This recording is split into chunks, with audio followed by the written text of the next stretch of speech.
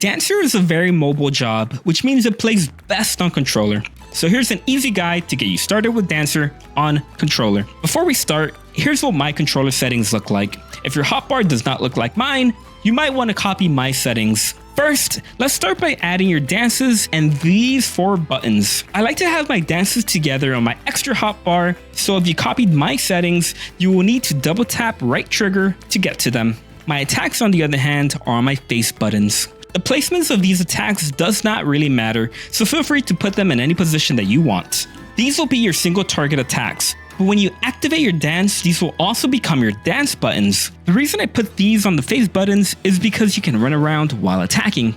But if these are on your D-pad, it makes it a little awkward since your joystick and your D-pad are on the same side. So what should go on your D-pad? I like to put these 4 guys, so let's talk about them individually. I put Fan Dance on my up D-pad and Fan Dance 2 on down. This is because down does an AOE attack on the ground, while up does a single target long range attack. On right D-pad, put Fan Dance 3. This is because you only get this attack when using Fan Dance 1 or 2, so it makes sense to put them together.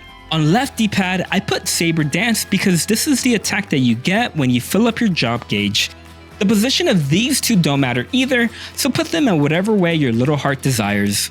With this, you now have your entire right side filled in. These are the main attacks that you will be using when fighting a boss. So let's talk about your AOE attacks for dungeon mobs. These are your 4 basic AOE attacks. It doesn't matter how you organize these, just make sure that they are in the same position as your single target attacks. An easy way to do this is by putting them on your hotbar, then starting a dance to turn them into colors so you can compare. As for the left side D-pad, I like to put dash on up since it's a forward dash and curling waltz on my left. This is your best heal as a dancer since it heals you, anyone around you, your dance partner, and anyone around your dance partner. Pretty cool. The last 2 are a little different, so let me explain.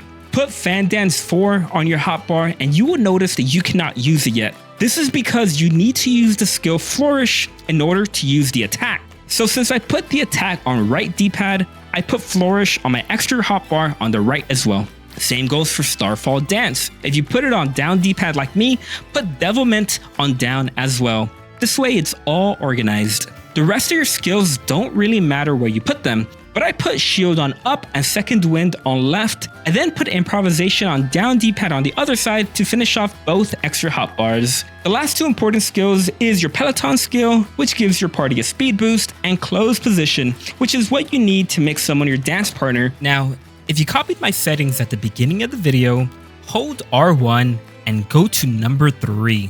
Anything you put on the right side of this hotbar will now be accessible by pushing both triggers at the same time.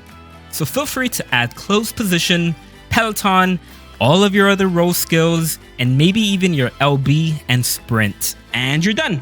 I do want to remind everyone that hotbars are all subjective, so just use this guide as a starting off point and then move things around as you play the game. And if you haven't yet, make sure you watch my 5-minute guide on how to play Dancer. Do you have a better hotbar than mine, and which job should I do next? Let me know in the comments below, and thank you for watching.